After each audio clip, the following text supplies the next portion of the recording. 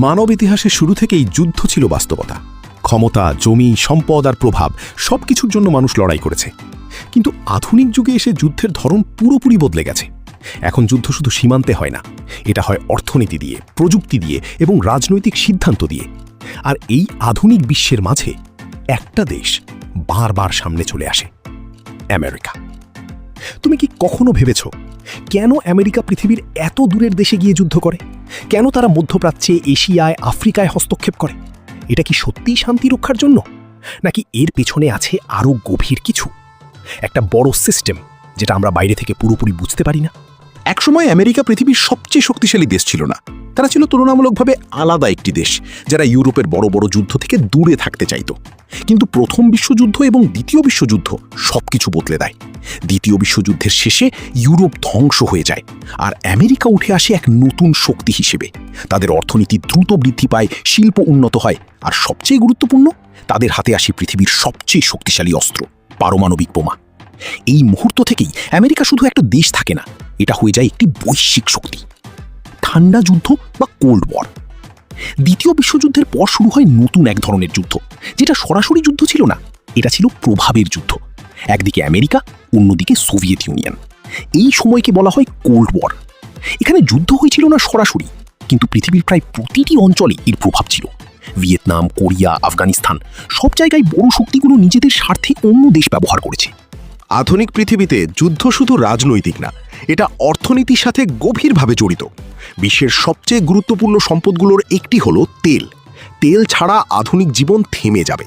আর আশ্চর্যের বিষয় হলো, যেসব অঞ্চলে বেশি যুদ্ধ হয় সেগুলোর অনেকগুলোই তেল সমৃদ্ধ।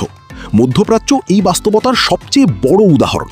ইরাক যুদ্ধ শুধু একক কোনো কারণে হয়নি, এটার পেছনে ছিল বহু স্তরের স্বার্থ, রাজনীতি, নিরাপত্তা এবং অর্থনীতি। 9/11 এবং নতুন যুদ্ধনীতি। 2001 সালের 11 সেপ্টেম্বর একটা ঘটনা পুরো আমেরিকাকে নাড়িয়ে দেয়, সেপ্টেম্বর 11 অ্যাটাকস। এই ঘটনার পর আমেরিকার নিরাপত্তা নীতি সম্পূর্ণ বদলে যায়। তারা বুঝতে পারে শত্রু সবসময় চোখে দেখা যায় না। এই কারণে তারা নতুন নীতি গ্রহণ করে, প্রিএমপ্টিভ ওয়ার ডক্ট্রিন, মানে শত্রু আঘাত করার আগেই তাকে থামানো। এই নীতি থেকেই শুরু হয় আফগানিস্তান যুদ্ধ এবং পরবর্তীতে আরও বহু সামরিক অভিযান। আমেরিকার শক্তি শুধু তাদের দেশের ভেতরে সীমাবদ্ধ না, তাদের আছে বিশ্বের বিভিন্ন দেশে সামরিক ঘাঁটি, যা তাদের দ্রুত প্রতিক্রিয়া দেওয়ার ক্ষমতা দেয়। এর পাশাপাশি আছে জোট ব্যবস্থা, যেমন ন্যাটো। ন্যাটো এই জোটের কারণে একটা ছোট সংঘর্ষ বড় আন্তর্জাতিক ঘটনায় পরিণত হতে পারে। রাজনীতি, ক্ষমতা ও অস্ত্রশিল্প। সব যুদ্ধ শুধু নিরাপত্তার জন্য হয় না, এখানে রাজনীতি এবং অর্থনীতিও জড়িত থাকে। বড় বড় অস্ত্র কোম্পানি, সরকারি সিদ্ধান্ত এবং প্রতিরক্ষা বাজেট সব মিলিয়ে তৈরি হয় একটি জটিল সিস্টেম, যাকে বলা হয় মিলিটারি ইন্ডাস্ট্রিয়াল কমপ্লেক্স। এই সিস্টেমে যুদ্ধ শুধু সংঘর্ষ না, এটা একটি ইন্ডাস্ট্রি। সব হিসাবের বাইরে থাকে মানুষের গল্প। যুদ্ধ মানে শুধু রাজনীতি না, যুদ্ধ মানে জীবন ধ্বংস, পরিবার হারানো, শিশুদের ভবিষ্যৎ নষ্ট হওয়া, আর সৈনিকদের মানসিক আঘাত, যা তারা সারা জীবন বয়ে বেড়ায়। তাহলে প্রশ্নটা আবার ফিরে আসে, আমেরিকা কেন এত যুদ্ধে জড়ায়? এটা কি শুধু নিরাপত্তার জন্য, নাকি শক্তির জন্য, নাকি অর্থনৈতিক স্বার্থের জন্য, নাকি সবকিছু মিলিয়ে তৈরি হয়েছে একটি গ্লোবাল সিস্টেম যেখান থেকে বের হওয়া খুব কঠিন? শেষ পর্যন্ত যুদ্ধ শুধু দেশগুলোর গল্প না, এটা মানুষের গল্প। ক্ষমতা যতদিন থাকবে, সংঘর্ষ ততদিন থাকবে, কিন্তু ভবিষ্যৎ এখনও লেখা হয়নি। এটা নির্ভর করে আমাদের সিদ্ধান্তের ওপর।